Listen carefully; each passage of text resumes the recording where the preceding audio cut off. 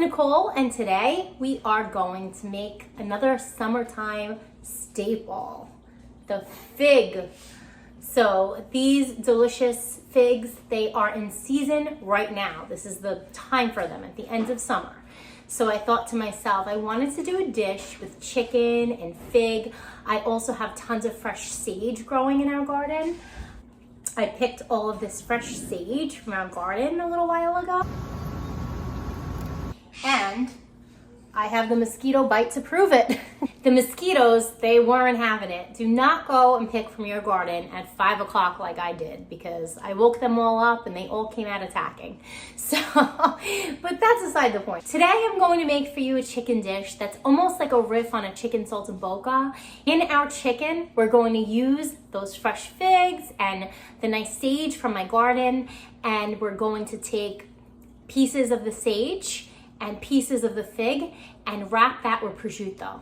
And then we're gonna coat it with a little seasoned flour, cook it up, and I'm also going to make a nice fig and balsamic and honey reduction to add on the top. So let's go. It's going to be delicious. I'm going to use my paring knife for this. I'm going to take the top off of the fig.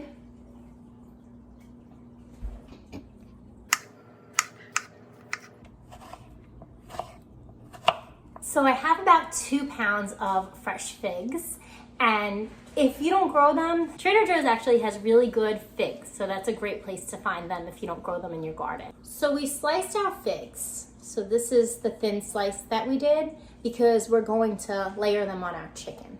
We're going to take about a cup of all-purpose flour. I'm wearing my favorite color today, by the way. Teal is my absolute favorite color, so I'm in my happy place. So why the flour? What are we going to do with the flour? We're wrapping the chicken with the prosciutto, so why do we need the flour? We need the flour because it's going to seal in the moisture of the chicken and kind of hold it together. But we always need to season. Season, season, season. I did about a cup of flour, and then I did about 2 teaspoons of kosher salt. A teaspoon of black pepper. Eyeballing again, with about a teaspoon of garlic. And last but not least, a half a teaspoon of onion powder. So whisk your seasoned flour, or you can use a fork. Salt, pepper, garlic powder, and onion powder is a flavor combination that it's like a go-to for me. So I love to use those 4 seasonings together. I feel like they give whatever dish it is a really great taste. So just like in my scallop video where we got our aggressions out by smashing the garlic, we're going to do that again here. So let's smash away.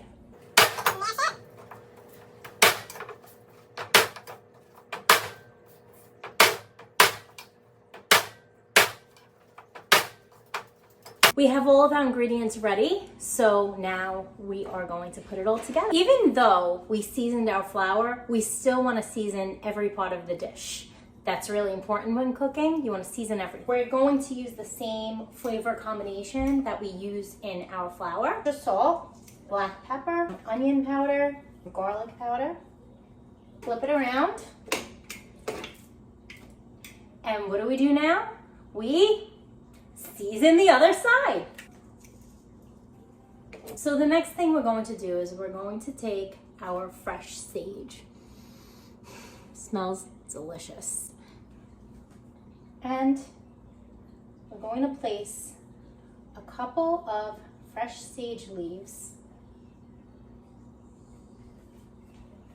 And then, remember those nice sliced figs? We will just put a couple of slices of the figs on top of the chicken. This is what it looks like right now. Our piece of prosciutto here. And we take our chicken and place it on top.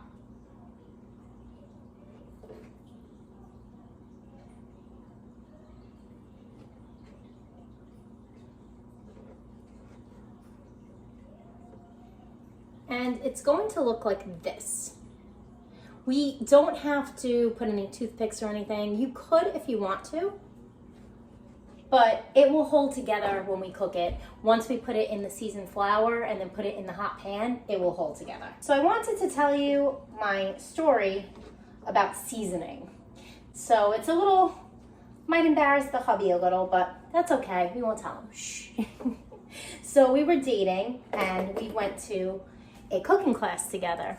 And we were making a short rib dish, which I love short ribs. They are so yummy. So as my husband is seasoning the short ribs, the teacher is circling the room and she stops upon him. And he has the tiniest pinch of like pepper for a large pot of short ribs.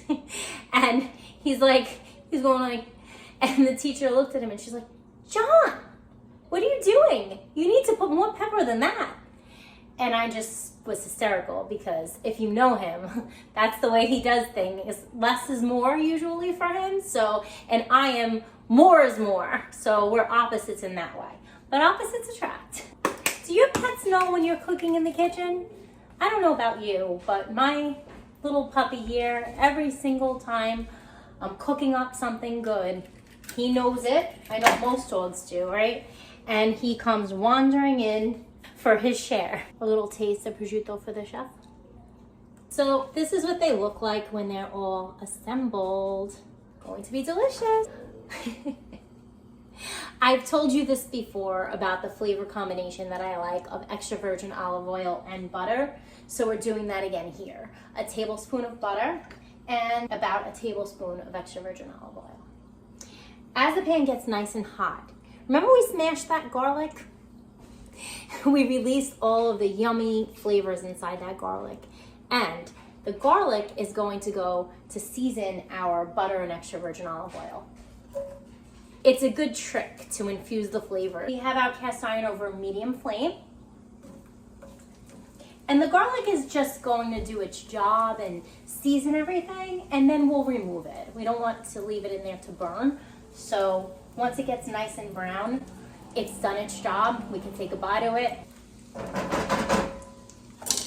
While the garlic does its thing, we're going to take our chicken and put it into our seasoned flour. Season it on both sides so it looks like that, and then put it into,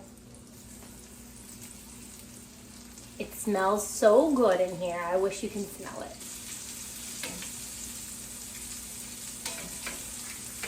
So the garlic has done its job. It's nice and brown and crisp. It gave us some nice garlicky flavor in there to cook our chicken in, and it adds another layer of flavor because that's what it's all about. We keep layering the flavor on. You know when it's ready to turn it when you smell it.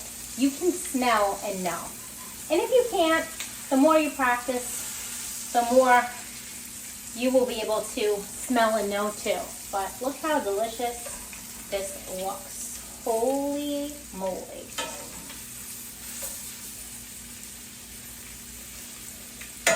So for our fig jam, we're going to cut the figs a little bit different than we did for the chicken. For the chicken, we slice them.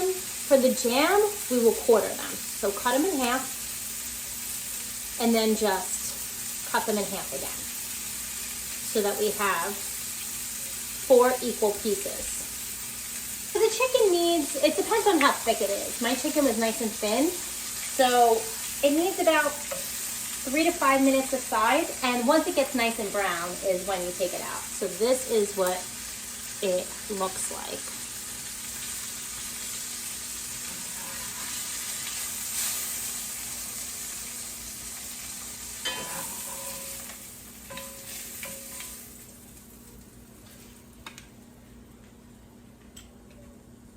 Look at that. So in the same pan that we cooked our chicken, we're going to add some fresh sage leaves with a little bit of olive oil to crisp them up. It's just a minute each side. It's really quick. Once it gets crispy, you just take it right out. See, let's see the little crunch test. I love doing the crunch test. This is what that crispy sage looks like. We used about 1.5 pounds of chicken for this recipe, and probably also 1.5 pounds of fig, because our jam, we have a whole pound of fig. We're about to make that now. And for the chicken, we probably use about ½ pound. Let's make our fig jam. I don't know about you, but a lot of things make me think of song. I guess it's my love of music. Does that happen to you guys too? I will find myself saying something to my kids or my husband, and then all of a sudden I connect it to a song.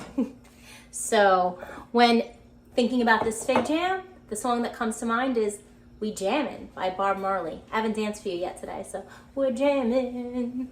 You know I'm jamming with you. We be jamming, we're jamming, we're jamming, we're jamming. So in this pan, while we're jamming, we're going to add our pound of fresh figs. And to that, a ¼ cup of balsamic vinegar. The acidity in the vinegar with the sweetness of the figs, and we're going to highlight a little more sweetness because we're going to add some honey. The honey is also about a ¼ cup of honey. And use this handy tool, a spatula, to help us get our honey out.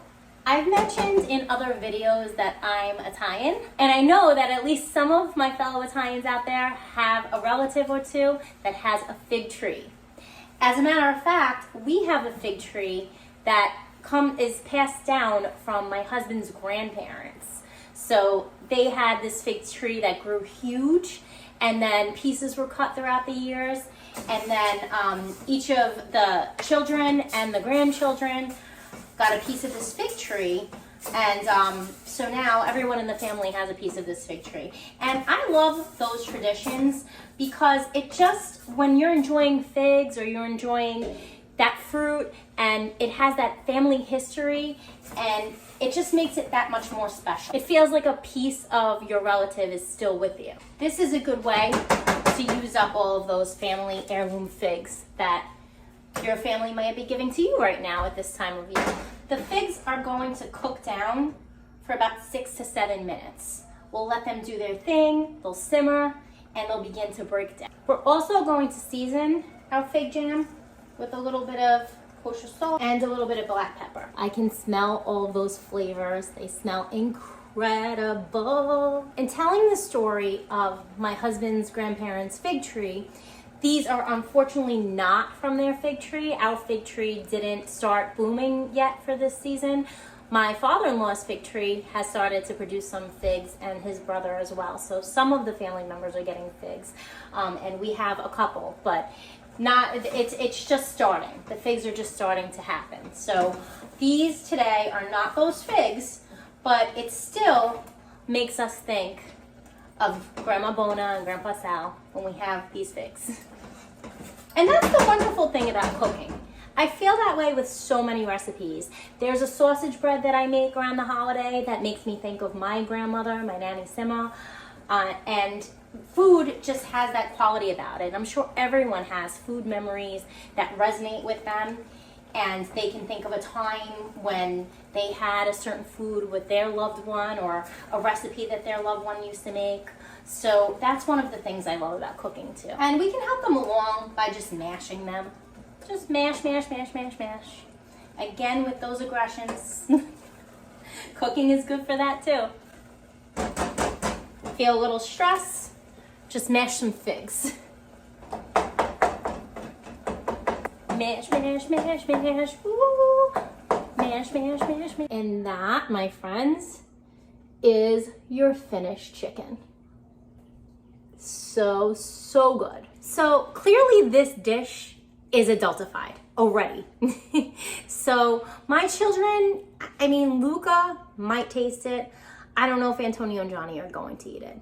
But what you can do, and what I often do, is the seasoned flour, you just coat the chicken in the seasoned flour and cook some chicken on its own before you put the figs and the prosciutto and the sage, and then they'll have regular chicken cutlet. Or you can bread them, you know, with some breadcrumb and fry them that way if you don't think your kids will like the seasoned flour. But my kids like it coated with the seasoned flour. But again, you can dip it in the flour, and then you can dip it in egg wash and then breadcrumb and make a regular cutlet for them. So that's some of the things I often do to make the chicken, and then adultify it by adding this stuff. We started a little backwards today. We started with the adultified version, which I cannot wait to taste. So look at my bite. I got a little bit of everything on there. Here I go.